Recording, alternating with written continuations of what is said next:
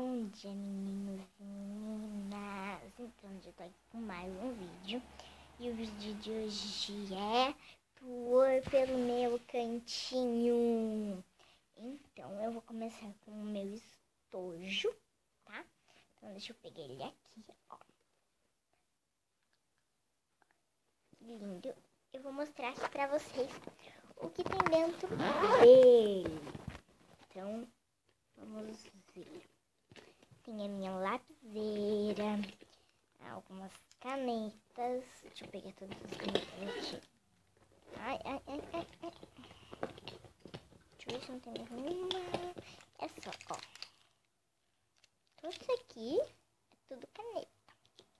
Tem nele. Tem o meu apontador, a minha borracha, um lápis de cor e o grafite. Deixa eu guardar tudo aqui dentro. E agora eu vou mostrar os meus dois cadernos que eu uso que eu escrevo neles, né? Então, deixa eu só deixar aqui do lado o estojo. Então, aqui o meu caderno preferido. Ele é pequenininho, só que eu gosto. E tem esse aqui que é maior, mas também é pequeno. Também tem o meu diário. Tem o livro da Bel. Ó, que lindo. Tem um livro de pedras. E aqui dentro desse negócio aqui, ó, tem livros de piadinhas. E agora tem um negócio, ó. Aqui, olha essa caixa. Tem algumas coisinhas dentro. Eu já vou mostrar pra vocês, ó. Meu celular também era pra estar aqui, mas só que eu tô filmando com ele, então não dá de eu usar o meu celular, né? Não quero deixar aqui. Então, tem esse negócio aqui, ó, de santinha. Aqui, ó, dentro.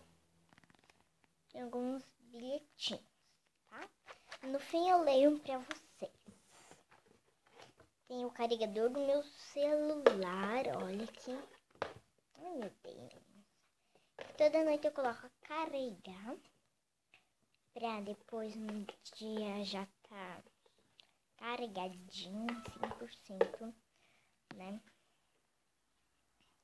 Tem umas balinhas. Tem a chave do meu diário, né? Um papel em branco.